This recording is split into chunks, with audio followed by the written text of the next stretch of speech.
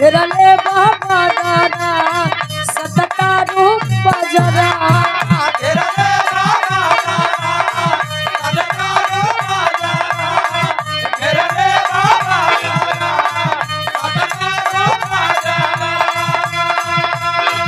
ऊपरा से पहले बारू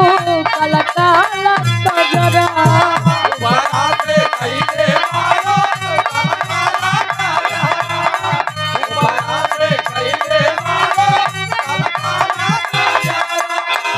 घेरले बाबा दादा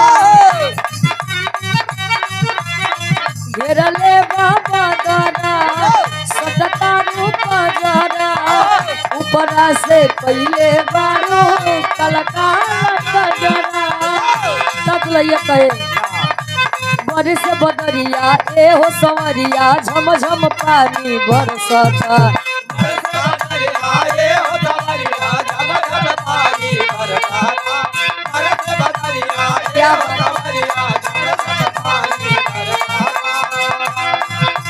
बरिस बदरिया ए हो संवरिया झम झम पानी बरसता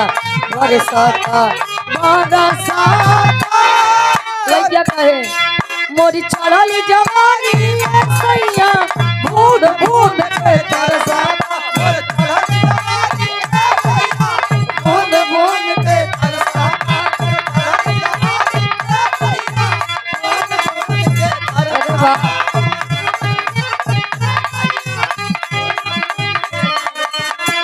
हट पान जनी जान तू मारा हो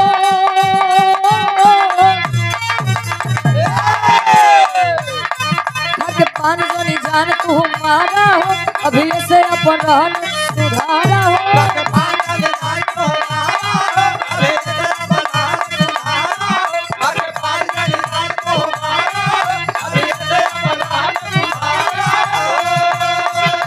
हट पान जनी जान तू मारा हो अभी से अपन रहन सुधारा हो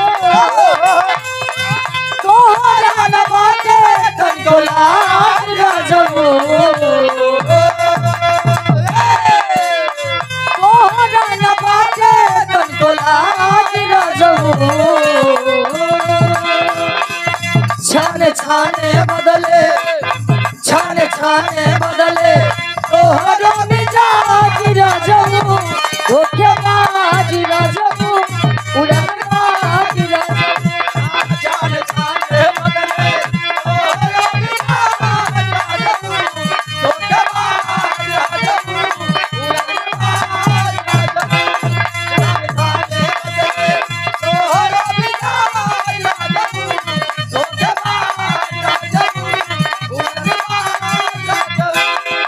और आप आदरणीय परम सम्मानित जो कि परिचय के मोहताज नहीं है आप गीतानगर की पवन धरती से बिरहा श्रोता सम्राट जिन्हें कहा जाता है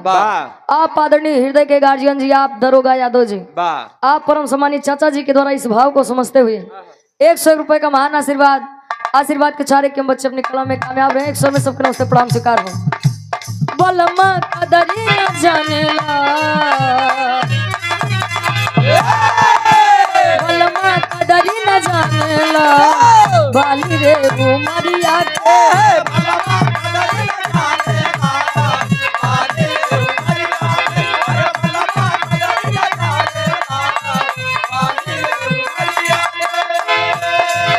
अरे कबले छुपा के राखी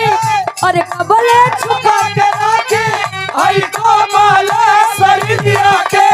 बलमा और बलमा बलमा कदरी न जानेला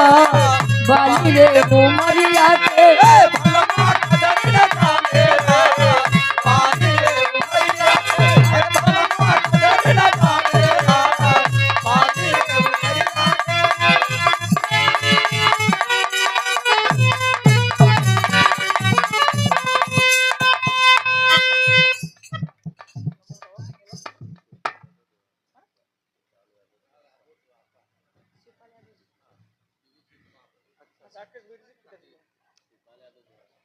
आप आदरणीय परम सम्मानित दादा तुल्य आप आदरणीय शिवपाल यादव जी देवासा से आप भी राकेश भैया बीडीसी जी के आप पूजनी पिताजी, आप बाबूजी के द्वारा इस भाव को समझते हुए सुंदर पुष्पंखुड़ियों में गुथा हुआ हार 500 रुपए का महान आशीर्वाद, आशीर्वाद के सारे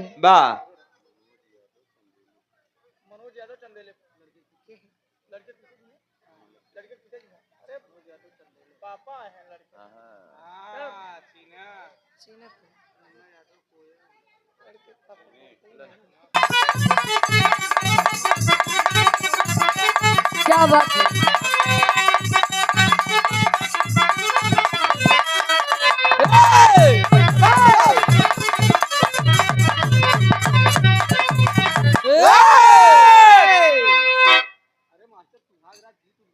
बस वो तुरंत ही चलते हैं। अरे वाह, सुहागई वाली नहीं, हर एक वाली रात हो। ए भैया दुए दिन तो बड़ा खास होते हैं। एक तो जौन दिन शादी होते हैं और करे बाद जौन बे बाबूजी कही के गए पहलकी वाली रात, पहलकी वाली रात बारे गोल्डन नाइट।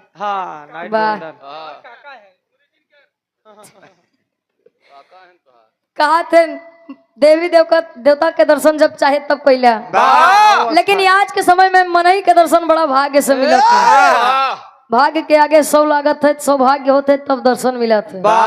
क्या वो एक छोट सा लोकगीत हो जाए जो उपलक्ष्य में आप सबके दर्शन दीदार करे के मौका मिला।